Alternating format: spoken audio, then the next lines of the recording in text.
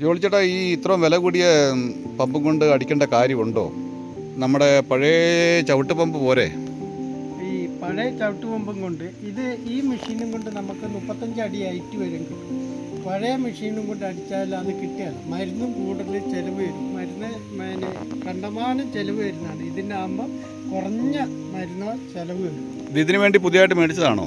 ഇതിനായിട്ട് പുതിയതായിട്ട് മേടിച്ചത്. ഇതും കൊണ്ട് വേറെ എന്തൊക്കെ ഉപയോഗങ്ങളുണ്ട്? ഇതും കൊണ്ട് റബ്ബറിന് മരുന്നടിക്കാം, കൊടിക്ക് മരുന്നടിക്കാം, കൊക്കോയ്ക്ക് അടിക്കാം, എല്ലാം കൂടെ എല്ലാത്തിനും എത്തുന്നത്. ഈ മെഷീനിൽ ആദ്യം നമ്മൾ 2 കപ്പ് വെള്ളം, ഇത് 1.5 ലിറ്ററാണ്. അപ്പോൾ 2 കപ്പ് വെള്ളം ആദ്യം ഒഴിച്ചു കൊടുക്കുക.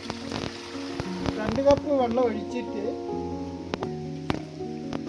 2 കപ്പ് വെള്ളം നമ്മൾ ഒഴിച്ചിട്ട് ഈ മെഷീൻ്റെ അകത്തോട്ട് നമ്മൾ ആദ്യം എക്കാലക്സ് ഒഴിക്കുന്നതല്ലേ നല്ലത്? അല്ല, ആദ്യം നമ്മൾ 2 കപ്പ് വെള്ളം ഒഴിക്കണം. ഒഴിച്ചിട്ട് ഇതാണ് ഒരളവ് പാത്രം. ഇതിൽ കൃത്യമുണ്ട്. ഇതിൽ 175 മില്ലി വരെ വരുന്ന അളവ് പാത്രമാണ്. അതിൽ 20 മില്ലി മരുന്ന് നമ്മൾ ഇതിലോട്ട് ഒഴിക്കുന്നു. നമ്മളെടുക്കുന്ന എക്കാലിസ് ഇത് അര ലിറ്ററിൻ്റെ ml അര ലിറ്ററാണിത്. ഇത് നമ്മുടെ 200 കൊടിക്ക് കുറേ അടിക്കാനുണ്ടാവും. ഇത് നമ്മൾ 20 മില്ലി നമ്മൾ എടുക്കുന്നു. 20 മില്ലിയും കൊണ്ട് നമ്മൾക്ക് എത്ര കൊടിക്ക് അടിക്കാം? അത് ഏറെക്കുറെ ഒരു 50 കൊടിക്കെങ്കിലും നമുക്ക് പോകും.